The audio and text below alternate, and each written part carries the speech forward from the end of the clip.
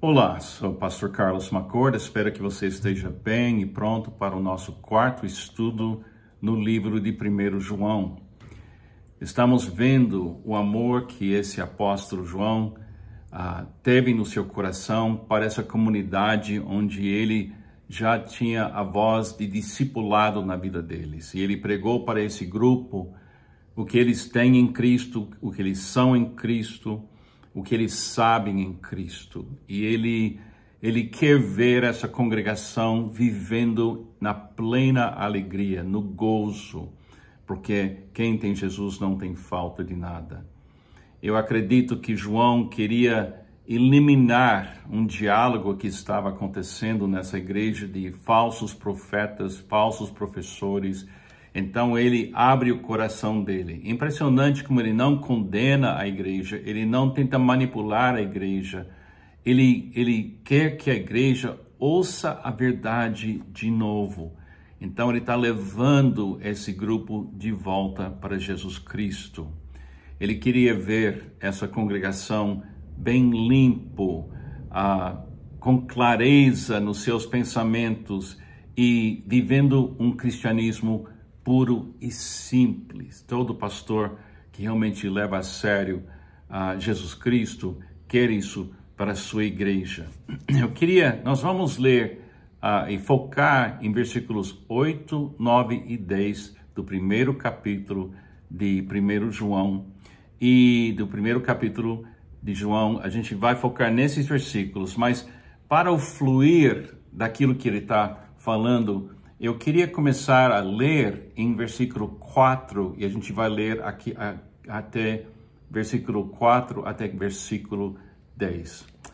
A voz, lembre-se, é um pastor que ama essa congregação. Escrevamos essas coisas para que a nossa alegria seja completa e sua alegria seja completa. Esta é a mensagem que dele ouvimos e transmitimos a vocês. Deus é luz. Nele não há treva alguma. Se afirmarmos que temos comunhão com ele, com Deus, mas andamos nas trevas, mentimos e não praticamos a verdade.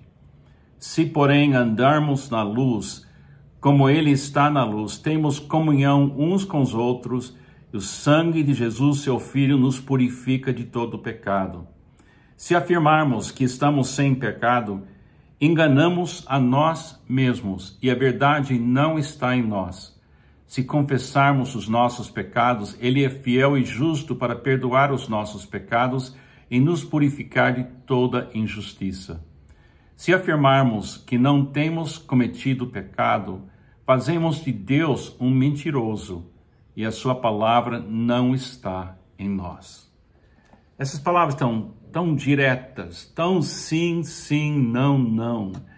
Ele está falando para esse pessoal, essa igreja amada, não esqueça do que você já sabe. Não tenha dúvidas sobre o que você já tem. E não deixe alguém definir quem são vocês. Vocês já são pessoas que vivem em Cristo e Cristo vive em você. Agora, nos versículos que a gente vai olhar agora, tem uma frase que é usada várias vezes em versículo 6, versículo 8, versículo 10, diz assim: se afirmarmos. Então, deixa eu ler a primeira, versículo 8 aqui. Se afirmamos que estamos sem pecado, enganamos nós mesmos e a verdade não está em nós. Por que ele está falando isso? Se afirmamos. Porque os falsos profetas estavam afirmando que eles estavam sem pecado. Eles criaram uma doutrina que nas mentes desses professores, esses profetas falsos, um ser humano pode declarar que ele está sem pecado.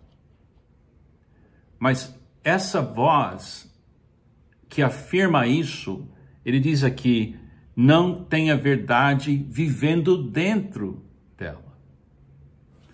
Na Bíblia e na realidade, nós somos seres criados pela voz de Deus. Tudo que se vê, tudo que existe, veio da vontade do Pai e a voz do Filho e o vento do Espírito Santo, a Trindade, a vontade, a voz e o vento, que produziu tudo, criou tudo.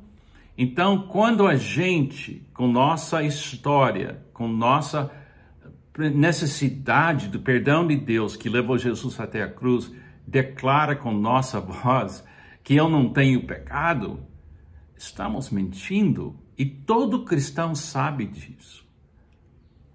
Todo cristão sabe que o pecado era real dentro do caráter, meu caráter, seu caráter. Então, alguém que fala, estamos sem pecado, está querendo reescrever a história do universo, reescrever a existência humana.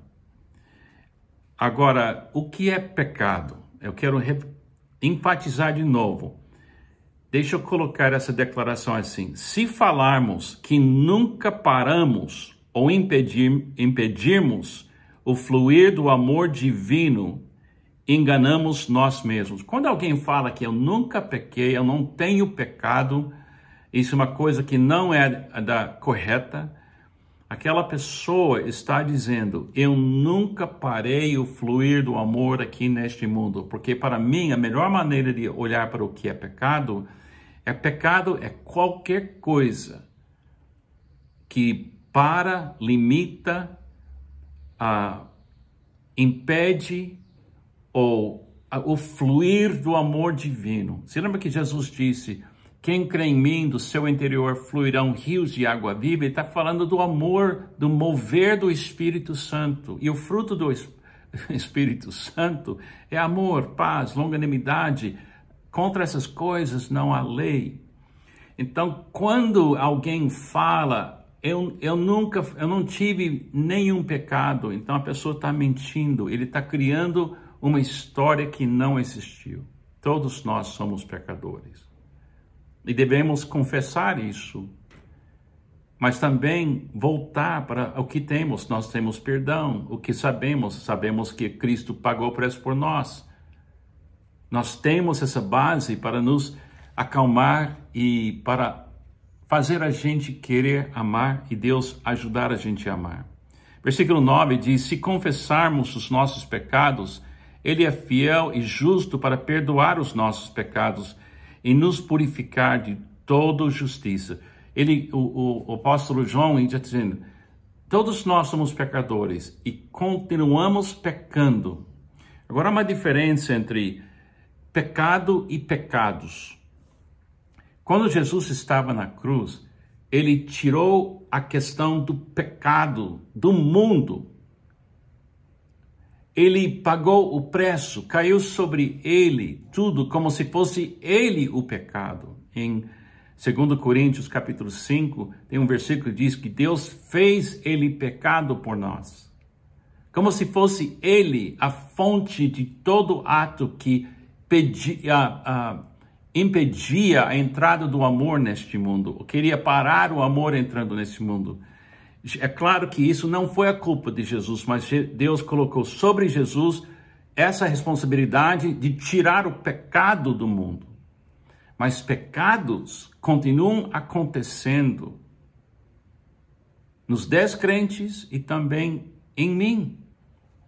E eu tenho que andar na luz, e quando eu ando na luz, eu percebo que eu pequei, eu parei o fluir do amor para minha esposa, para meus filhos, para os meus genros, noras, netos, ou meu vizinho, ou até para o meu inimigo. Eu não fiz o que era certo, o que era justo. Agora, alguém descreveu isso de uma certa forma que quando Jesus pagou o preço do pecado no Calvário, ele eliminou a dívida. Mas quando ele limpa e purifica de toda injustiça, isso quer dizer, ele limpa e tira a mancha que o pecado deixa na gente. Você sabe que cada vez que um ser humano peca, deixa uma marca dentro da pessoa, uma mancha, que nós não estamos vendo, mas Deus vê. E o último versículo: se afirmarmos que não temos cometido pecado, fazemos de Deus mentiroso e sua palavra não está em nós. Esses falsos profetas estavam falando que Deus revelado em Cristo foi um mentiroso. Então, quando alguém fala alguma coisa a respeito de Jesus e de Deus, tem que tomar muito cuidado que você está recebendo a verdade corretamente. E ele fala aqui que sua palavra não está em nós. Cristo é o Logos. Ele habita em você. Então, tudo que sai da sua boca deveria ser a pura verdade. E quando não for a pura verdade, confessa. Porque quando você fala certas coisas, você pode estar chamando Deus de mentiroso. Esses falsos profetas estavam chamando Deus de mentiroso. Mas nós temos que ouvir a voz de Cristo. E ele jamais abriu sua boca contra seu Pai. Acho que dá para você sentir, como eu estou sentindo eu mesmo nesse momento, que nós temos que levar isso a sério. Tudo isso tem que levar a sério. Nós temos que saber quem nós somos, o que nós temos, e o que nós sabemos, e 100% disso tem que vir diretamente da voz de Jesus e das Escrituras, para que a gente fala e viva a pura verdade. Que Deus te abençoe. Amanhã a gente faz mais um tempo juntos para essa semana. Deus te abençoe.